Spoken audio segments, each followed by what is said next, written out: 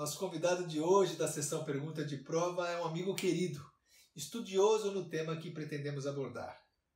Quem é que não pensa em como será o futuro, em quais serão as tendências e os cenários que encontraremos no médio e longo prazo e principalmente em como estarmos preparados para eles? Conseguir antecipar e influir no futuro separa os vencedores daqueles que estarão fadados ao insucesso.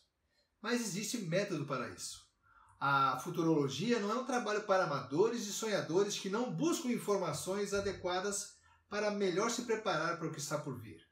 Por isso, faço a seguinte pergunta para você, amigo Felipe Bismarck. Como pensar sobre o futuro? Essa é uma ótima pergunta, e uma pergunta que o ser humano se faz desde quando ele começou a pensar sobre o tempo, né? E aí tentar antecipar as coisas que poderiam afetá-lo e como ele poderia viver melhor nesse olhar de pensar o futuro. E existem muitas técnicas, a futurologia ela é uma ciência, de certa forma, ela busca usar técnicas e métodos para conseguir antecipar o futuro e pensar possibilidades a partir de cenários e a partir de outros desenhos e caminhos possíveis.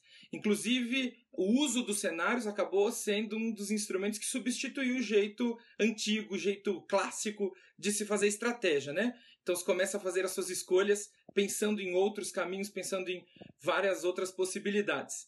E dentro dessas várias técnicas, existe uma que eu gosto bastante e que foi resumida pela Cecily Somers no livro Think Like a Futurist, né? Então, pense como um futurista, que nos provoca a pensar o futuro dividindo o olhar em 4 grandes dimensões e como elas podem afetar a organização e a maneira como o ser humano vive.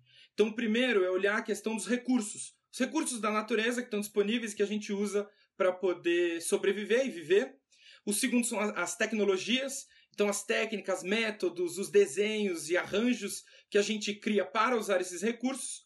O terceiro é a demografia, então como que a sociedade vai se comportar nas mudanças de idade, de configurações de gênero, de renda, enfim, uma série de outras organizações, das características da sociedade. E por fim, governança.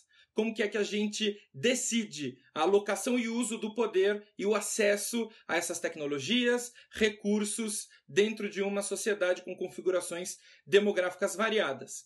E a partir desse olhar, dessas 4 dimensões, a gente pode elocubrar diferentes cenários e a partir desses diferentes cenários pensar em possíveis novas perguntas de prova, né?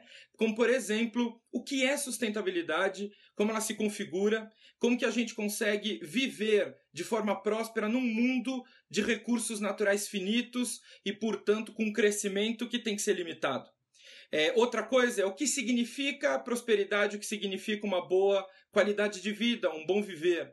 Um outro ponto é, dentro da governança, como que a gente governa e distribui e aloca adequadamente recursos e acesso num mundo cada vez mais cheio de pessoas, cada vez mais cheias de opiniões e de diversidade. Então, será que os modelos e os meios de governança precisam ser revisitados, precisam ser mudados?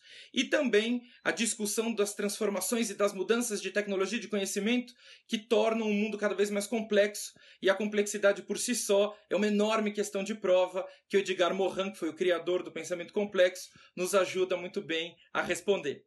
É isso aí, muito obrigado. Buscar respostas de como será o futuro sem ampliar os questionamentos é até uma incoerência. O Felipe fez provocações importantes para a nossa reflexão.